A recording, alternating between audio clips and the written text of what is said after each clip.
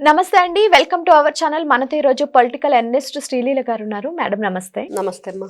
Madam Kuppam పర్యటనకు నారా భువనేశ్వర్ గారు వెళ్ళారు. అక్కడికి వెళ్ళిన తర్వాత ఆవిడ టెంపుల్ని దర్శనం చేసుకున్నారు, ద్రౌపది మాత అమ్మవారిని.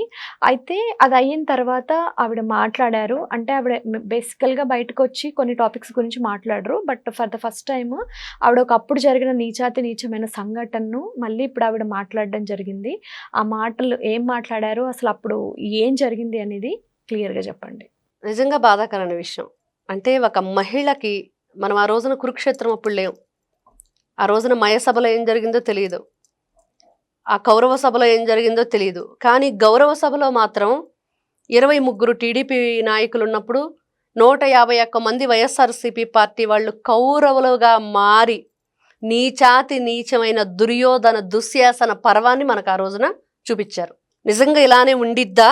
ఆ నవ్వులు, కేరింతలు, అసెంబ్లీలో సినిమా డైలాగులు, ఇంకా దానికి జగన్మోహన్ రెడ్డి వికటాట్టహాసాలు. అంటే ఒక ధృతరాష్ట్రంలాగా అక్కడ కూర్చున్న తమ్మినేని సీతారాం. మరి ఇంక అసలు ఏం చెప్పాలి, ఎలా మాట్లాడాలి? ఇంత దౌర్భాగ్యమైన పరిస్థితిని మనం తెచ్చుకున్నామా ఆంధ్ర రాష్ట్ర ప్రజలు? ఇంత నీచాతి నీచమైన మనుషులకి మనం ఓటేసాం ఆ రోజున. ఒక మహిళ ఈ రోజున మనం పూర్వీకులు ఎప్పుడు చెప్తున్నది, మన సంస్కృతి, మన సాంప్రదాయం, హిందూ ధర్మం, స్త్రీలు ఎక్కడ పూజింపబడతారో అక్కడ దేవతలు ఉంటారని. మన పుట్టుకకి స్త్రీ, ప్రకృతి స్త్రీ. అలాంటి గొప్ప స్త్రీమూర్తి కన్నెర్ర చేస్తే ఏం జరిగిద్దో తెలుసు. ఆవిడ ప్రాణం కన్నా కూడా మానాన్ని ఎంత గొప్పగా కాపాడుకునిద్దో తెలుసు. అవమానం జరిగితే ప్రాణం పోయినా ఊరుకునిద్ది, కానీ తన మానాన్ని మాత్రం పోగొట్టుకోవటానికి ఏ రోజు ఆడది ఒప్పుకోదు. అలాంటి చరిత్ర కలిగిన స్త్రీ జాతి మన భారతదేశంలోనే స్త్రీలకు ఒక గొప్ప ప్రాముఖ్యత, ప్రాధాన్యత, గౌరవం, గొప్ప సాంప్రదాయం కలిగింది. మరి అలాంటి దేశంలో మంచి ఒక తెలుగు రాష్ట్రంలో పుట్టి దౌర్భాగ్యమైన, నీచమైన, నికృష్టమైన సంస్కృతికి తెరలేపింది వైఎస్ఆర్సీపీ పార్టీ. గొడ్డలి పార్టీ అంటే ఇంకా బాగుంటుంది. ఎప్పుడు కూడా చూడకూడదు, ఇలాంటివి జరగకూడదు అని పదే పదే ఆ సంఘటన గుర్తు చేసిద్ది. నారా చంద్రబాబు నాయుడు గారు ఫస్ట్ టైం కన్నీటి పర్యంతం అవటం. ఆయన ఆ రోజున మీడియా ముందు అలాగా చిన్నపిల్లాడికి అనిపించింది నాకైతే. అసలు ఏంటి ఈ సంఘటన, అసలు చూడలేకపోయాం అందరం. చాలా బాధ వేసింది. ఇలా జరుగుతున్నందుకు మనందరం కలిసి ఏం చేయగలుగుతాం? మన దగ్గర ఉన్నది ఒకటే ఒక ఆయుధం, ఓటు. మన పిల్లల భవిష్యత్తు మనం కాపాడుకోవాలన్నా, మన స్త్రీల గౌరవం మనం నిలబెట్టుకోవాలన్నా, స్త్రీ జాతిని అవమానపరిస్తే వాళ్ళకి ఇంకా పుట్టగతులు ఉండవు అని చెప్పి తెలియజేయాలన్నా మనం నిలబట్టాలి. మనమే నిలబడాలి, నడుం బిగించాలి, ఖచ్చితంగా బయటకు వచ్చి పోరాడాలి. ఆ రోజున వాళ్ళు మాట్లాడింది నారా లోకేష్ గారి పుట్టుక గురించి. నిన్న భువనేశ్వరి గారు, అది సందర్భం కాకపోయినా అక్కడ ద్రౌపది అమ్మవారి ఆలయాన్ని దర్శించుకున్నప్పుడు ఖచ్చితంగా ద్రౌపది గారి చరిత్ర మనందరికీ తెలుసు. అక్కడ కౌరవ సభలో కౌరవులు ధర్మరాజుని, అర్జునుడిని, భీముణ్ణి, నకుల సహదేవుల్ని ఏ విధంగా వీళ్ళని మనం ఓడించగలుగుతాం? వీళ్ళని ఎలా మనం రాబట్టాలి? అప్పుడు నిజంగా నువ్వు మగాడివిరా, మగాడిగా నువ్వు ఎదుర్కోగలుగుతావా అని చెప్పేసి జనరల్గా మాట్లాడుతూ ఉంటారు. ఎలా ఎదుర్కోవాలి?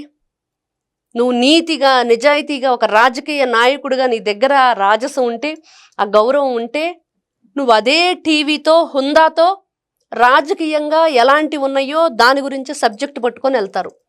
కానీ ఇంట్లో మహిళల గురించి, వాళ్ళ క్యారెక్టర్ గురించి అసాసినేషన్ చేస్తూ, అపనిందలు మోపుతూ, తడి గుడ్డలతో గొంతులు కోస్తున్న ఆ రోజున ఆ నీచపు ఆలోచన వాళ్ళకి ఎలా వచ్చిందో తెలియదు. కానీ ఇంతకు దిగజారిపోయారా? ఇంత నీచానికి పాల్పడ్డారా? అసలు భగవంతుడు ఇట్లాంటి జరుగుతయ్యా? ఇలా కూడా వీళ్ళు రాజకీయాన్ని ఉపయోగించుకుంటున్నారా? ఎదుటివాడిని నువ్వు దెబ్బతీయాలంటే ఇదే దారి, ఇంతకంటే ఇంకేం దొరకలేదా? భూమి మీద గింజలు పుచ్చిపోతాయని చెప్పి పుట్టారా మీరంతా? అలానే అనిపించింది అవన్నీ చూసిన తర్వాత. ఎంత బాధ! ఈ రోజుకి కూడా మనం చూస్తున్నాం. ఈ రోజుకి కూడా అవమానకరమైన మాటలు, కామెంట్స్, వీళ్ళు చేసిన అవినీతి పనులు అంతా ఇంత కాదు, చేసిన దుర్మార్గాలు అన్నీ ఇన్ని కాదు, దానికి తోడు ఈ క్యారెక్టర్ అసాసినేషన్ చేయటం, మహిళలను బూతులు తిట్టడం. పవన్ కళ్యాణ్ గారు సతీమణి ఎన్ని మాటలు అన్నారు, ఆయన బిడ్డల్ని ఎంతెంత మాటలు అన్నారు. నాలాంటాడికి అప్పచెప్పాలి అని చెప్పేసి, నీ ఇంట్లో పనాళ్లకు పుట్టారు పిల్లలు అని చెప్పేసి ఒక్కొక్కడు నోటికి ఏదొస్తే అది, ఎంత మాట పడితే అంత మాట. కానీ ఒక మహిళని అడ్డం పెట్టుకొని, ఏదైతే ద్రౌపది ఆ రోజున వస్త్రాపహరణం ఎలా జరిగింది అంటే, వాళ్ళని వీళ్ళు ఎదుర్కొనలేక దొంగ దెబ్బ కొడుతూ, చావు దెబ్బ కొడుతూ, వెన్నుపోటు పొడుస్తూ ఒక దొంగ ఆటను ఆడారు కదా ఆ శకుని అడ్డం పెట్టుకొని. దాంట్లో ఏం జరిగింది? శ్రీకృష్ణ పరమాత్ముడు యదా యదా ధర్మస్య అని చెప్పి ధర్మ సంస్థాపనార్థాయ సమవామి యుగే యుగే అనే ధర్మాన్ని రక్షించడం కోసం, ఆ ధర్మాన్ని పదే పదే కాపాడాలంటే ఆ భగవంతుడు ఖచ్చితంగా వస్తాడు అనటానికి ఆ రోజున ఆయన నిరూపించాడు. మరి కలియుగంలో మనం ఆ రోజున శ్రీరామచంద్రుడి పరిపాలనలో 4 పాదాలు, తర్వాత 3 పాదాలు, లేదా 2 పాదాలు, ఒంటి పాదం అంటే కాదు కుంటి పాదం అనుకున్నాం. బాబోయ్ ఇంత దారుణంగా ఉండిద్దా? వైఎస్ రాజశేఖర రెడ్డి అప్పుడు చూసాం, రాజారెడ్డి అప్పుడు చూశారు, లేకపోతే ఇంకోటో. కానీ జగన్మోహన్ రెడ్డి అరాచకాలకు అదుపు లేకుండా పోతుంది. ఇంత కౌరవ పరిపాలనలాగా కొనసాగిస్తున్నాడు. మరి నిజంగా భువనేశ్వరి గారికి అండగా ఎవరు నిలబడ్డారంటే ఆ రోజు శ్రీకృష్ణుడు, ఈ రోజున ప్రజలు ఆమెను గుర్తు చేసుకున్నారు. ఎంత గొప్ప విషయం అంటే అదొక భయంకరమైన సిచ్యువేషన్. ఎవరికి కూడా అలాంటిది రాకూడదని నిన్న ద్రౌపది అమ్మవారిని చూసిన తర్వాత ఆవిడ పడిన కష్టాలు, ఆవిడేంటి, ఆవిడ క్యారెక్టర్ ఏంటి అందరికీ తెలుసు. ఆవిడ పతివ్రత శిరోమణి. అన్న నందమూరి తారక రామారావు గారి బిడ్డల మీద అంత మచ్చలేదు. వాళ్ళంతా గొప్ప సంస్కృతి సాంప్రదాయం కలిగిన పిల్లలు, కళాపోషకులు, వాళ్ళకి సేవ చేస్తారు, ప్రజాసేవకులు. రాజకీయ రంగం, చలనచిత్ర రంగం, సేవా రంగం. నందమూరి బాలకృష్ణ గారు ఎన్ని చేస్తున్నారు? ఇప్పుడు తండ్రి పేరును పెట్టుకుని భువనమ్మ ఎన్ని చేస్తుంది? ఎంత మందికి కనపడకుండా సహాయం చేస్తుంది. కనిపిస్తూ కొన్నే ఉన్నాయి, కనపడకుండా చాలా సహాయ సహకారాలు అందిస్తున్నారు. వాళ్ళు ఎంతో మందిని రక్షిస్తున్నారు, ఎంతో మందికి జీవం పోస్తున్నారు. అలాంటి గొప్ప తల్లిని పట్టుకొని ఆ నిందేస్తే ప్రతి ఒక్కరం బాధపడ్డాం. మేడం అలా అంటే ఇప్పుడు ఈ భువనేశ్వరి మేడంని ఇంత పబ్లిక్గా అన్నారు, బట్ రోజా అని ఆర్కే గారు కొన్ని కామెంట్స్ చేశారని చెప్పేసి జగన్ గారు ట్వీట్ కూడా చేశారు. మహిళల మీద ఈ అసభ్య పదజాలం ఏమిటి అని చెప్పేసి ఏబిఎన్ ఆఫీస్ని ముట్టడి చేసేయడం, దౌర్జన్యాలు చేయడం. మరి వీళ్ళని ఏం చేయాలి మేడం అసలు? అదే వీళ్ళు కుంటిపాదం అని అందుకే అంత ధర్మం. వైఎస్ఆర్సీపీ పార్టీ ఆ రాక్షస మూకే వాళ్ళు. ఇప్పుడు ఋషులు యజ్ఞాలు చేస్తుంటే వాళ్ళు ఏం చేశారు? రక్తం వేయటం, మాంసం వేయటం, దానిలో ఎముకలు తీసుకొచ్చి వేయటం, ఇవన్నీ చేశారు. ఈ రోజున ఆంధ్ర రాష్ట్రంలో చేస్తున్న ఈ మహాయజ్ఞానికి వీళ్ళంతా కూడా ఏదో ఒక విధంగా విఘ్నం కలిగించాలి. ఏ విధంగా విఘ్నాలు ఎలా ఉన్నాయి? క్రెడిట్ చోరీ అని చెప్పేసి, ఈ కంపెనీ వస్తే రాష్ట్రానికి ఏదో ఇబ్బంది అయిద్దని, లేకపోతే పొల్యూషన్ అని, ఇట్లా ఒక అబద్ధాలు, అవినీతి, ఇంకా అంతకు మించిపోయి మహిళల క్యారెక్టర్ని అసాసినేషన్ చేయటం, ఫోటో మార్ఫింగ్లు చేయటం. సొంత చెల్లి ఎవరి దాకా ఎందుకమ్మా? రోజా గురించి మాట్లాడిన జగన్మోహన్ రెడ్డి సొంత చెల్లి గురించి ఏం మాట్లాడాడు పబ్లిక్గా? పసుపు చీర కట్టుకుంది, చంద్రబాబు నాయుడు కాళ్ళ దగ్గరికి వెళ్ళింది, మోకరెళ్ళింది అని మాట్లాడాడు. ఇంటికి వెళ్ళి పెళ్లి కార్డు ఇవ్వడానికి వెళ్ళింది ఆడపిల్ల. నీ ఇంటి ఆడపిల్ల, నువ్వు నిజంగా కడుపుకు అన్నమే తినేవాడివైతే అట్లాంటి మాటలు అసలు ఎవరైనా మాట్లాడతారా? సొంత చెల్లెల గురించి నీ పరువు పోయినట్టు కదా, నీ ఇంటి పరువు నువ్వు తీసుకున్నట్లు కదా. ఆ మాత్రం కూడా జ్ఞానం లేకుండా నువ్వు ఎట్ట మా కర్మగాలి 2019లో మాకు సీఎం అయ్యావో, మేము ఎట్లా నిన్ను భరించామో అర్థం కావట్లేదు. సొంత చెల్లెల్ని ఎవరైనా ఇంటి గుట్టు బయటేసుకుంటారా? ఎన్ని తగువులున్నా సరే, ఎంత ఉన్నా సరే, కన్న తల్లిని పట్టుకొని మీ మీద ప్రేమ చచ్చిపోయింది అని అన్నాడు. ప్రజల మీద కూడా ఇప్పుడు ప్రేమ చచ్చిపోయింది అని చెప్తున్నాడు జగన్. ఎందుకు 2029లో వస్తే రాష్ట్రం బాగు చేస్తానను, మీ పిల్లలకు మంచి భవిష్యత్తు ఇస్తానని చెప్పట్లా, సర్వనాశనం చేస్తానంటున్నాడు, అమరావతి కూల్చేస్తానంటున్నాడు. మరి అది గుర్తుపెట్టుకోవాలి. ఇట్లాంటి వ్యక్తులు మీరు అంటున్నట్లుగా నిజంగా రోజానంటే బయటకు వచ్చాడు కానీ చెల్లెల్ని తనే పబ్లిక్గా తిట్టేశాడు.